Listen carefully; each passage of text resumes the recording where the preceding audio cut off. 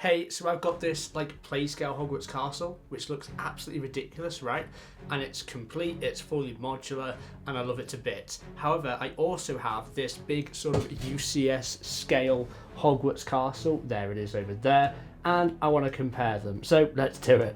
So jumping into this comparison, I'm going to start off with the big UCS style LEGO Harry Potter Hogwarts Castle. That consists of obviously one set. We have 6,020 pieces in that one set. It includes 4 minifigures and retails for $450 US. Now, if you compare it to the other play scale combination of a Hogwarts Castle, we have 10 sets there, so 10 sets instead of 1, but it does occupy the same footprint, so take that as you will. We have 5,028 pieces though in this combination, which is around 1,000 less pieces than that big one UCS style LEGO Harry Potter Hogwarts Castle set. However, we do have 50 minifigures. Yes, 50 minifigures, not 4, but 50 minifigures. But that does come at a cost, with a combined cost of $570 US, which is $120 more than that big UCS style LEGO Harry Potter Hogwarts Castle set. So like I said, the footprint is about the same for these two. I know the UCS style Hogwarts Castle set has 992 pieces more, which is something you may want to take into consideration when deciding which of these two to buy. However, obviously the pieces for the microscale Hogwarts Castle are naturally smaller compared to the pieces for the big play scale Hogwarts Castle. So if the footprint is the same, in my mind the piece count doesn't actually matter, because you're getting a roughly equal volume of plastic whichever way you go.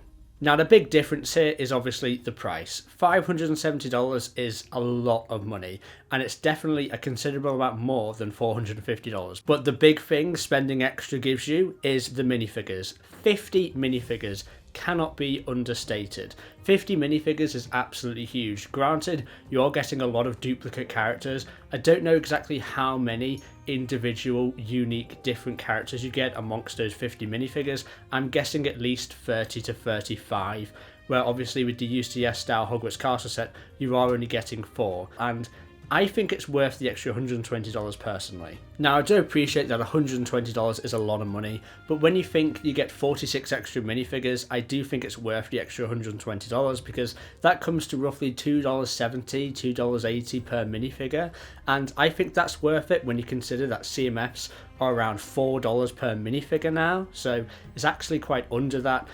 And these minifigures definitely have the potential to be sold on in the future for a lot more once these sets retire. You've got minifigures like Professor Sinistra, who's got like pearl gold arms. You've got Gilderoy Lockhart. You've got really nice Dumbledore minifigures. You've got Bellatrix Lestrange with dual modded arms. You've got Voldemort. You've got so many cool iconic characters which come along with the play sets that I actually think it's definitely worth the extra $120 for those 46 minifigures. But it must be said, the 4 minifigures that do come in the Hogwarts Castle set, those minifigures are all exclusive and unique to that set, and those, for an investment opportunity, is really good. Those 4 minifigures are going to be worth easily over $100 combined in a few years' time, especially considering the set is actually going to be retiring within the next year. Now obviously the play scale Hogwarts Castle wins in terms of interactivity, but just to drive home the point, the UCS style Hogwarts Castle depicts some rooms here. You've got the Chamber of Secrets, the Great Hall, you've got the girls' bathroom, you've got Dumbledore's office, you've got the chessboard, you've got the Mirror of Erised room, you've got the Room of Requirement, you've got Umbridge's office, you've got the Defense Against the Dark Arts classroom, and that's all very good. However, the play scale one takes it a step further. In the play scale one, you've got the bridge which connects to the Great Hall. You've also got, obviously, the Great Hall itself. You've got the entrance to the Chamber of Secrets and also the chamber itself. You've got the girls' bathroom. You've got the Gryffindor dormitory. You've got the Dumbledore's office. You've got the library. You've got the Room of Requirements. You've got the hospital wing. You've got the Sirius's escape. You've got so many cool things. You've got the Defense Against the Dark Arts classroom. You've got the Defense Against the Dark Arts office as well. You've got an amazing amount of things. You've got the girls' bathroom as well.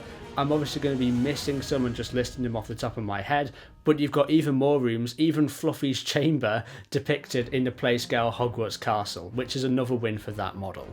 So I think we've gone over everything. We've gone over the cost, we've gone over the actual footprint, the size of it, which is roughly the same. We've gone over the piece counts, we've gone over the actual minifigure count. Also, we've talked about which rooms are depicted in each model, and now it's time for the final verdict. And that is, I don't think there is a clear winner here. Personally, I prefer the Playscale Hogwarts Castle because the extra minifigures I do think is worth the $120 US, and I know it's not as accurate in terms of a display piece, but I do think it looks absolutely fantastic. It has the wow factor of the microscale Hogwarts Castle as a display piece and a model you can play with. However, you are not going to go wrong with either of these two models. I love and own both of them, and I wouldn't give them up for the world. But let me know what you guys think down in the comment section below. Which would you guys prefer to have if you had the money to buy either one? I've been Topic Bricks. I'll catch you tomorrow for another LEGO Harry Potter video.